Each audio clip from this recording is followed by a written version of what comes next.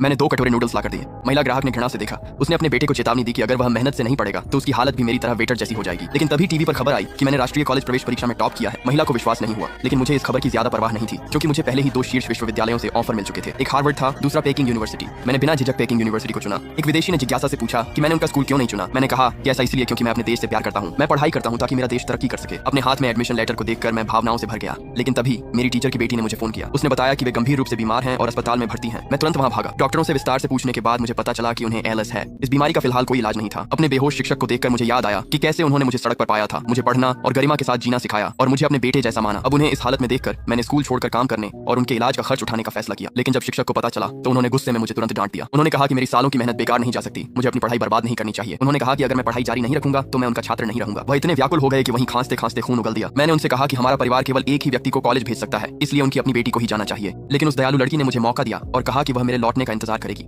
अगली सुबह मैंने अपने शिक्षक को गहराई से झुककर विदा ली। मैंने मन ही मन ठान लिया कि मैं कुछ बनकर दिखाऊंगा और उनके उपकार का बदला चुकाऊंगा। फिर मैंने अपनी शिक्षा की यात्रा शुरू की। 6 साल पलक झपकते ही बीत गए। इस दौरान मैंने एक भी संदेश नहीं भेजा था। शिक्षक की तबीयत और बिगड़ गई थी, लेकिन वह हमेशा मेरी चिंता करते रहे। उन्हें यह नहीं पता था कि इन 6 सालों में मैंने एएलएस के लिए एक क्रांतिकारी दवा सफलतापूर्वक विकसित कर ली थी। सरकार ने मुझे 1 अरब युआन का इनाम दिया। अब मेरे पास दौलत भी थी और सम्मान भी, और मेरी गोपनीयता की शर्त भी खत्म हो चुकी थी। मुझे पता था कि अब लौटने और अपने गुरु का आरण चुकाने का समय आ गया है। इसी बीच शिक्षक की बेटी ने टीवी पर देखा कि एएलएस का इलाज खोज लिया गया है। वह खुशी से झूम उठी। आखिरकार उसके पीड़ित पिता के लिए उम्मीद की किरण जगी थी। लेकिन जब उसने सुना कि एक गोली की कीमत 2 लाख युआन है तो वह फिर से निराशा में डूब गई। वह अपनी सारी जमा पूंजी पहले ही खर्च कर चुकी थी और अब तो $2000 भी नहीं जुटा सकती थी। तभी उसे याद आया कि आज उसके पिता के पूर्व छात्रों द्वारा आयोजित शिक्षक सम्मान भोज है। शायद कोई उसकी इज्जत की खातिर उसे पैसे उधार दे दे। तो वह अपने पिता की व्हील चेयर को धकेलते हुए जल्दी से कार्यक्रम स्थल पर पहुंची। उसी समय मैं भी घर लौट आया था, लेकिन अपने शिक्षक से मिलने से चूक गया। जब लड़की भोज में पहुंची तो उसे तिरस्कार का सामना करना पड़ा। कुछ लोगों ने उसका मजाक उड़ाया कि वह एक अधमरे बूढ़े आदमी को लेकर आई है। उसने पूछा कि क्या कोई उसे इलाज के लिए पैसे उधार दे सकता है, लेकिन सभी ने कहा कि उनके पास पैसे नहीं है। तभी वेटर ने 20 लाख का खाना तैयार होने की घोषणा की। हैरान लड़की ने पूछा कि वे खाने पर तो खर्च कर सकते हैं, पर शिक्षक की जान बचाने में क्यों नहीं।